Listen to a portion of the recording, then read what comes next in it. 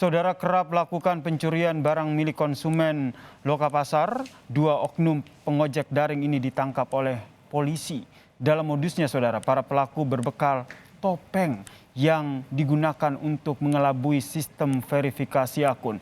Tidak hanya sendiri, para pelaku beraksi dalam kelompok yang terstruktur. Lantas bagaimana sepak terjang mereka ini? Berikut ini penelusuran dari tim Gelar Perkara.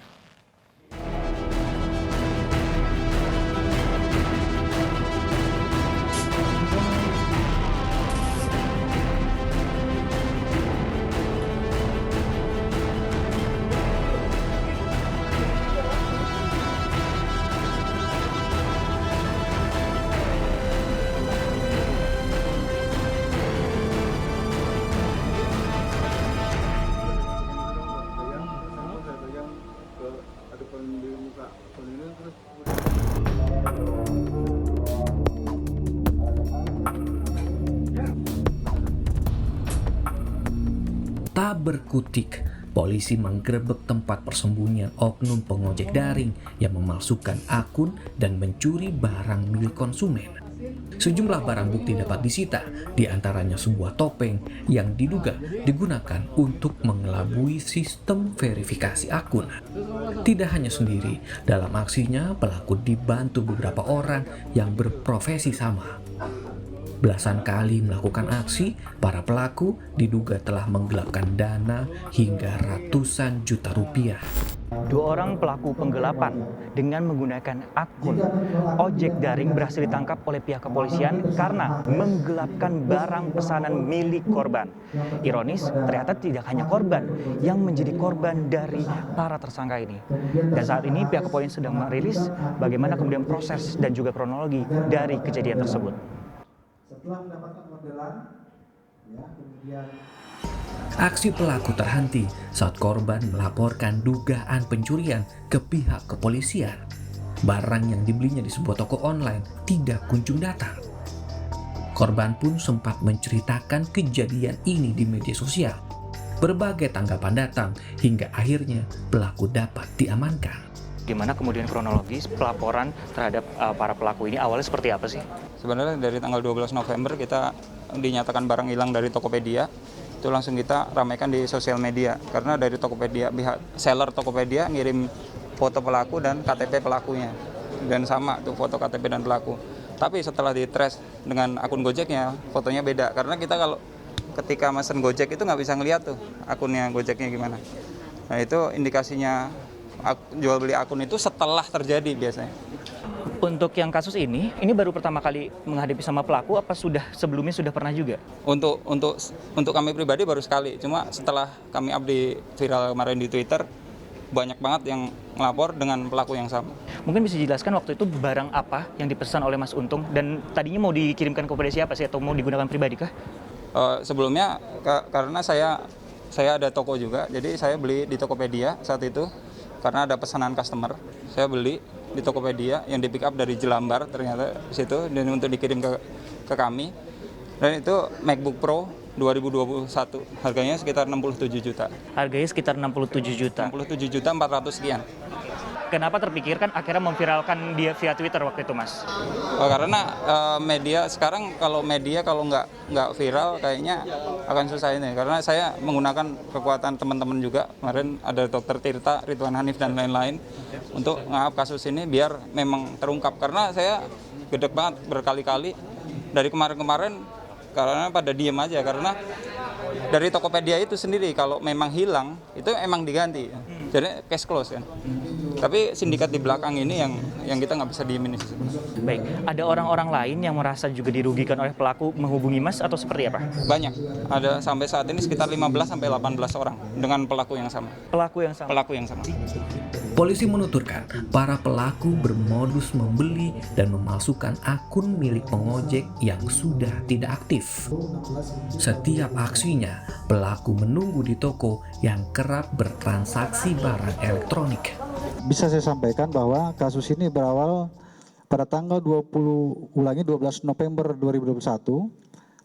Pelapor menerangkan bahwa pelapor memesan ini melalui Tokopedia memesan satu buah laptop MacBook Pro 16 inci tahun 2021 dengan harga 67 juta. Kemudian dari pihak Tokopedia ini mengirimkan barang pesanan milik pelapor atau korban melalui ojek online. Namun hingga saat ini laptop yang dipesan tersebut tidak datang. Nah, adapun bagaimana modus operandi yang dilakukan oleh para tersangka ini adalah ada 2 tersangka yang sudah diamankan di sini dan sudah ditetapkan sebagai tersangka dan sudah ditahan. Yang pertama berinisial RF, umur 25 tahun. Kemudian yang kedua berinisial HS, umur 39 tahun. Mereka ini adalah teman, saling mengenal, dan juga memang sudah beberapa kali melakukan kegiatan ini. Dalam kejahatan ini mereka melakukan kerjasama dengan modus operandi. Tersangka HS meminta bantuan kepada tersangka RF untuk dicarikan akun Drive Gojek yang dijual oleh pemiliknya. Jadi ini berawal dari akun driver Gojek yang dijual oleh pemiliknya. Setelah tersangka RF membeli akun driver Gojek, tersangka RF mendapatkan SIM card yang terdaftar pada akun driver Gojek tersebut dan foto wajah atau topeng wajah pemilik asli akun driver Gojek yang digunakan untuk verifikasi wajah. Nanti akan kita tampilkan gambarnya ya. Untuk verifikasi wajah pada saat login di akun driver Gojek. Ya, ini adalah beberapa barang bukti yang saya sampaikan tadi terkait dengan foto ataupun topeng wajah. Jika penjual akun tidak memberikan SIM card, maka nanti tersangka HS ini bertugas mengubah nomor handphone yang tercantum pada akun driver Gojek menjadi nomor handphone tersangka. Kemudian tersangka HS mengaktifkan akun driver Gojek tersebut agar mendapatkan orderan. Setelah mendapatkan orderan, ya kemudian khususnya yang mereka incar ini adalah barang-barang elektronik seperti HP, laptop, CPU dan lain-lain. Dari customer oleh tersangka HS tidak diantarkan kepada orang yang berhak menerima, melainkan digelapkan oleh mereka. Salah seorang pelaku diketahui adalah residivis dalam kasus yang sama. Dalam modusnya, pelaku menggunakan topeng wajah untuk mengelabui proses verifikasi data. Yang dipegang oleh Pak Kabid Humas, inilah adalah HS yang sebenarnya. Ini orangnya. Tapi dia mendaftarkan dengan mendaftar menjadi driver Gojek itu dengan wajahnya ini, dengan menggunakan gambar 3 dimensi.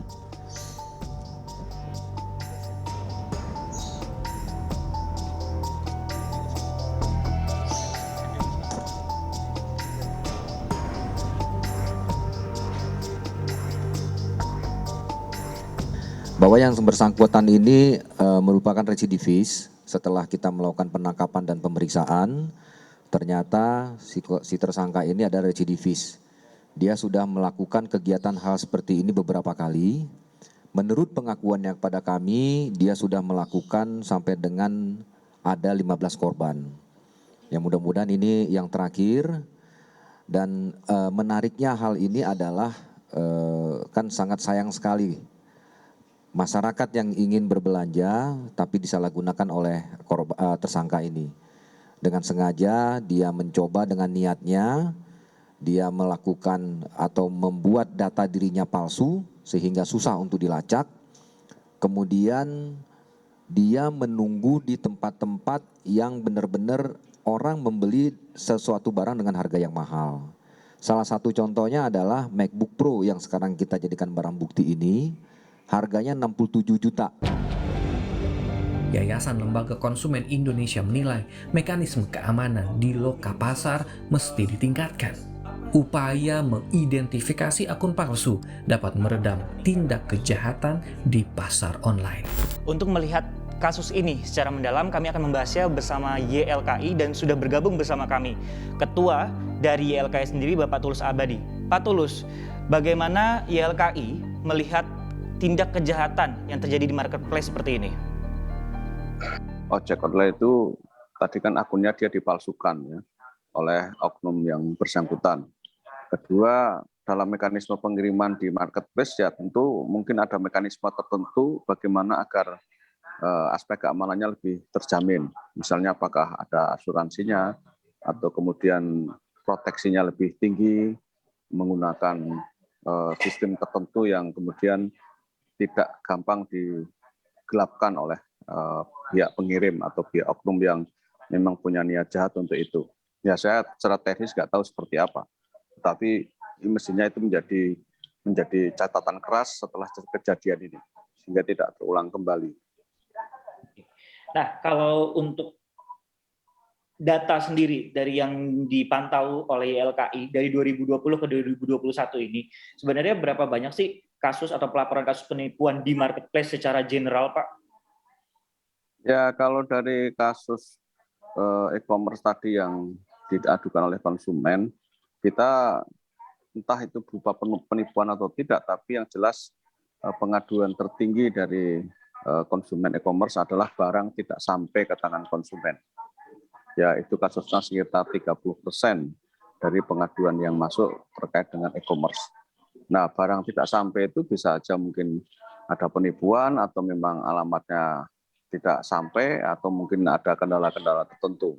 Tapi intinya barang tidak sampai. Dan kedua, barang yang dikirim tidak sesuai dengan yang diorder oleh konsumen. Kalau untuk bentuk kerjasama sendiri dengan pihak marketplace, apa sih upaya yang harus dilakukan untuk marketplace-nya meminimalisir tindak kejahatan ini, setidaknya dari internal mereka dulu, Pak? Iya, mereka harus bisa mengidentifikasi oknum-oknum yang sering berbuat tindak kriminal atau memasukkan akun-akun atau data pribadinya. Sebenarnya itu sudah ada semacam mafianya dan mereka mestinya bisa mengantisipasinya. Dan oleh karena itu kelompok-kelompok ini jangan sampai bisa masuk ke marketplace, membuka lapak, dan kemudian menjual barang kepada konsumen. Dan kalau terbukti setelah itu kan secara administrasi perdata mereka langsung bisa didiskualifikasi untuk tidak bisa membuka lapak di platform tersebut. Jadi ini yang kita minta untuk pengelola atau manajemen marketplace lebih antisipatif di dalam mendeteksi kelompok-kelompok tertentu, oknum-oknum tertentu yang mencoba mengelabui mereka dan kemudian menipu konsumen. 2 orang pelaku penggelapan barang yang telah dibeli di marketplace berhasil ditangkap oleh pihak kepolisian. Dalam aksi ini, para pelaku membeli akun ojek online dan untuk mengelabui proses verifikasi, mereka menggunakan topeng wajah dari pemilik akun sebelumnya. Dengan berkembangnya teknologi informasi dalam transaksi jual beli, menjadi potensi adanya tingkat kejahatan yang lebih bervariasi. Masyarakat tentu harus berhati-hati dan tidak ada salahnya untuk menambahkan fitur asuransi sebagai langkah proteksi. Francisco Donasiano, Yogi Syarevi, Kompas TV, Jakarta.